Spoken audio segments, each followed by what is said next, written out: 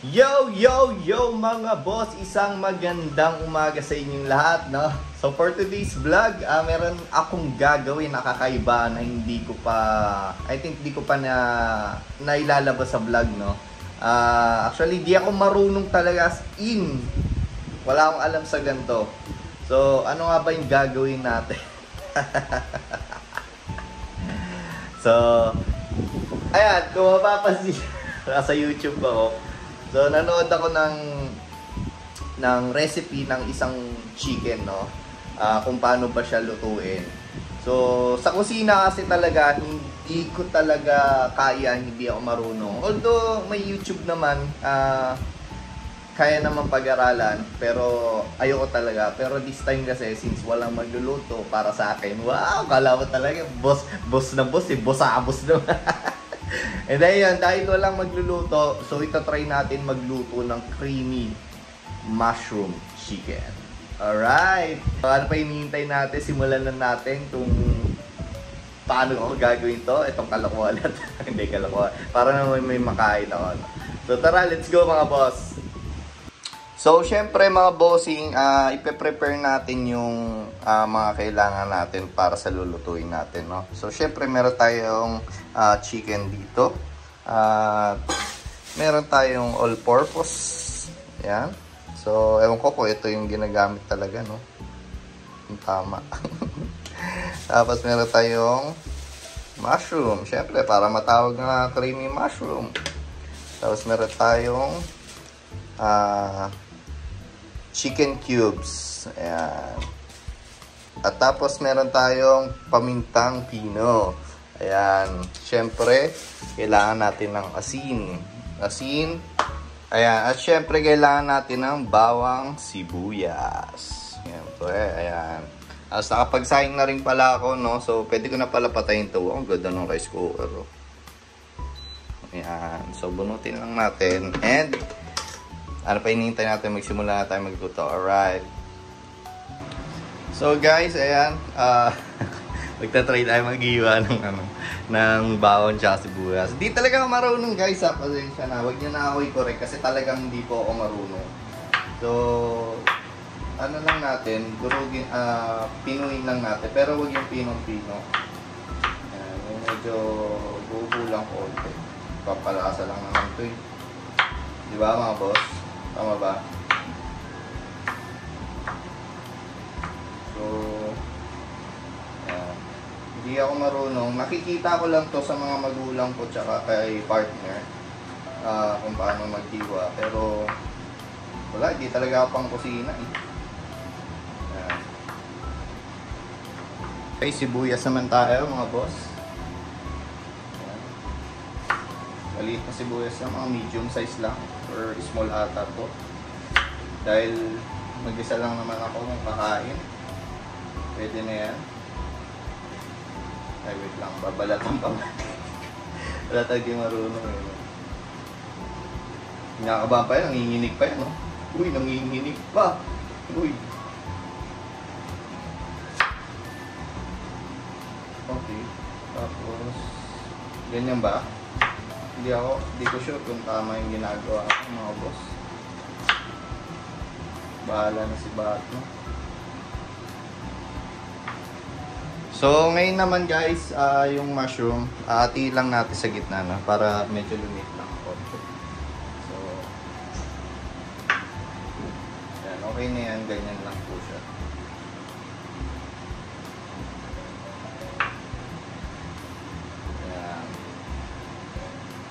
Sarap din nito, no? Sarap nito yung sa burger stick ng Jollibee. No?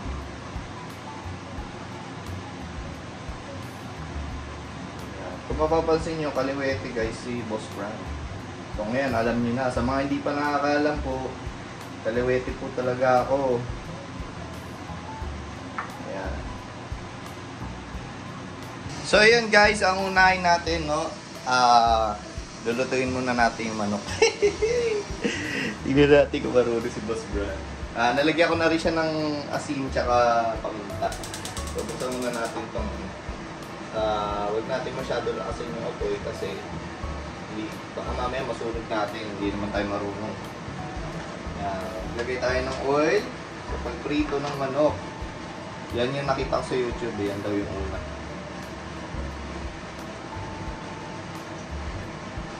Kaya, painitin lang natin yung oil. Tapos, tsaka natin isalang yung manok. Okay. Okay ba dyan, mga boss? Dahil mainit na yung ating mantika, lagay na natin itong manok. Hindi ko na hinati ito, guys. Para, ano, ganun din naman eh. Pangit lang ng tong kasi.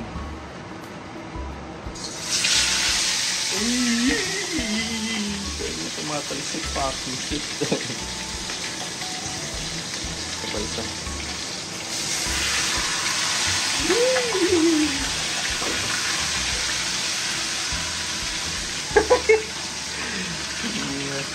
Ayan, so hintayin lang natin maluto tong manok, no? Ayan. Yung parang golden brown. Yes, golden brown. Kanina sabi ko golden chicken. Ayan, golden brown siya. Tapos, makikita nyo kung paano. Wow, kala mo talaga eh. Ayan. So, ayan mga boss. Ayan, medyo nagiging brown na po yung ating manok. Woo! Achievement ni Boss Brad po. Grabe naman yan. Eh, actually, pangalawang beses ako magluluto nito. Nalutuan ko na si partner last time nito, yung nasa San Juan pa ako. Pero medyo maalat siya. Pero pag nasa kanin, nawawala yung alat.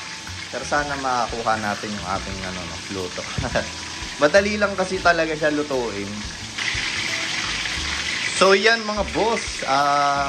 Medyo naging golden brown na siya, no? Okay, so after natin dito, guys, babawasan natin yung mantika, no? Tatagal natin manok. Kasi igigisa na natin yung bawang sibuyas at saka yung mushroom. So, let's go.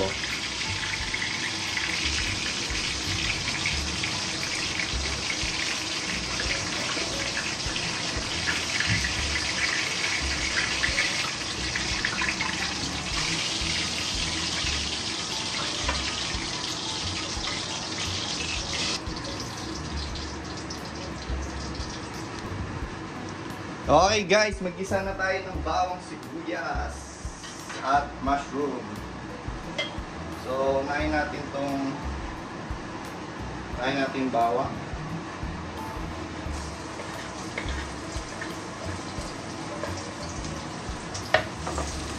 Yan o. Yan o. Yan. Huwag natin tutustahin masyado. Pagka bago matusta, ilalagay natin sibuyas. Yun po yung napanood ko ha. Sinusunod ko lang. Hindi ako nagmamagaling kasi di talaga ako magaling. Grabe, nakapagod talaga magluto sa kitchen, no?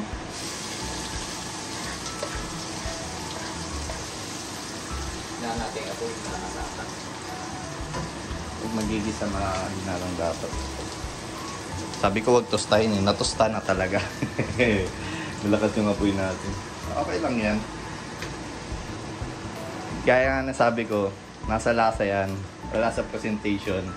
Dahil wala tayo sa Chef Gordon. Wala tayo sa Hell's Kitchen. Tapos lagay na natin itong mushroom. Hey! Okay, kapag okay na, ayan, okay na yung gisa, lalagay na natin yung manok. Ayan, hindi natin masyado niluto yung manok kasi maluluto pa naman to. Ayan. Pagkatapos, lalagay natin tong Knorr chicken cubes. Ayan. Tapos, lalagyan natin ng isang basong tubig. Oops.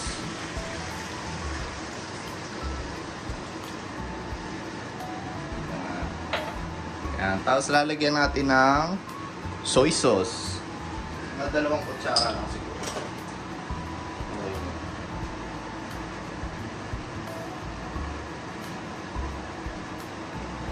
Isa't kalahati na lang. Ay, gagi. Itong aming bala na. Ayan. Katapos yan guys, tatakpan muna natin siya ng at least 15 to 20 minutes, no? Yun po yung sabi. 15 to 20 minutes. Ay, sinangam natin. 15 to 20 minutes. So, mag-timer tayo mga boss. Okay, saka kalahati ng 15 to 20 minutes, balik ta rin natin yung manok. Okay.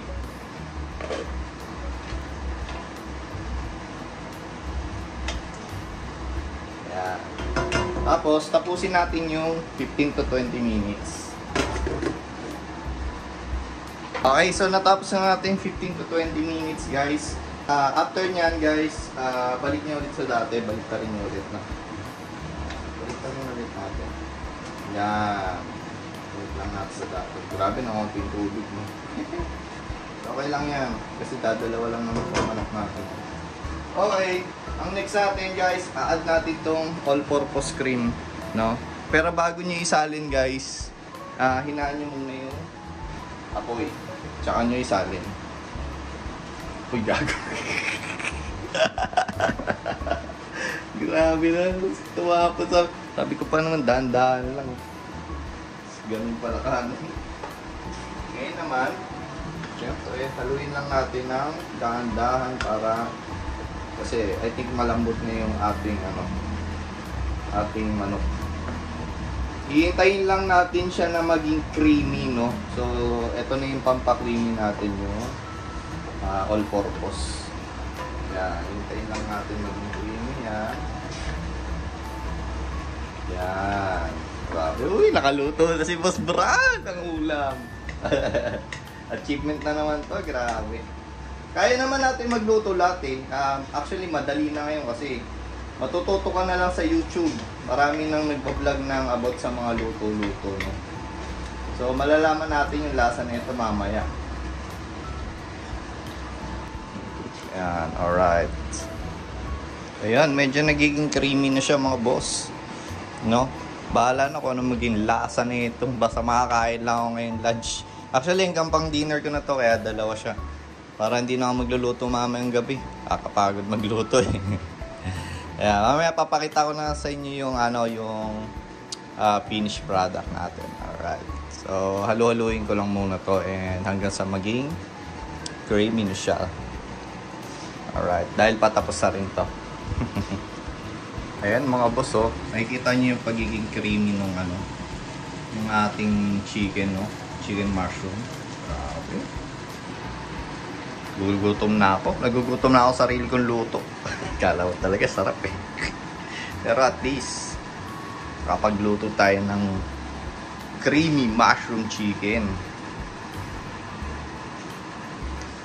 So, yun mga boss, I think goods na to. Itong creamy mushroom chicken natin. Isasali na natin at mag-aain na tayo dahil magpo-food trip na si Boss Brad. Alright, excited na ako. Natikman ko na yung sabaw niya, itong satsa niya. So, napaka-creamy niya. Sarap. Wow, achievement talaga. Grabe. So, let's go. Mag-aain muna ako mga boss. Isaling ko na sa Yes! So mga boss, ito na yung ating finished product. So ang di ko lang masyadong nagustuhan dito yung pagiging namuumuo yung kanyang sarsa, no? Pero sa lasa, goods na siya para sa akin mga boss. So yun, maraming salamat.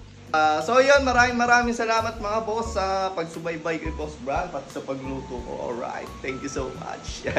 So ano pang hinihintay ko? Kakain na ako. So huwag niyong kalimutan mag-like and share and subscribe sa aking mga social media platform. So kayo nang bahala. Supportahan niyo ako. Alright, I roll. Saludo.